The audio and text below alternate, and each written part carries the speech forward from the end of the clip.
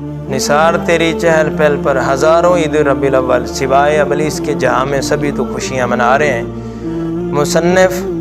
محمد ہاشم خان عطاری مدنی میلاد النبی صلی اللہ علیہ وسلم کتاب میں صفحہ نمبر 34 پر لکھتے ہیں، حافظ ابن کثیر آپ فرماتے ہیں کہ شیطان 4 مرتبہ چیخیں مار کر رویا۔ پہلی مرتبہ کہ جب اس پر لعنت کی گئی،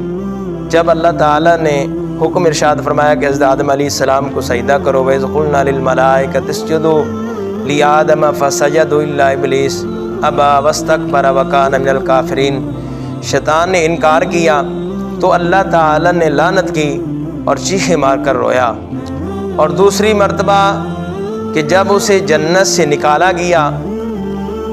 اور زمین کی طرف یعنی بھیجا گیا، بلندی سے یعنی پستی کی طرف بھیجا گیا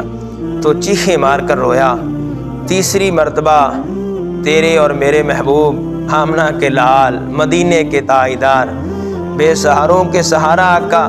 میرے نبی کریم صلی اللہ تعالیٰ علیہ وآلہ وسلم کی جب ولادت ہوئی، سونے محبوب کی جب ولادت ہوئی، مدینے والے آقا صلی اللہ علیہ وسلم کی جب ولادت ہوئی، آمنہ کے لال کی جب ولادت ہوئی تو چیخیں مار کر رویا، ہائے میں اجڑ گیا، ہائے میں اجڑ گیا، میں نے دنیا کو تباہ کرنا تھا، میں نے جہنم کی طرف لے جانا تھا،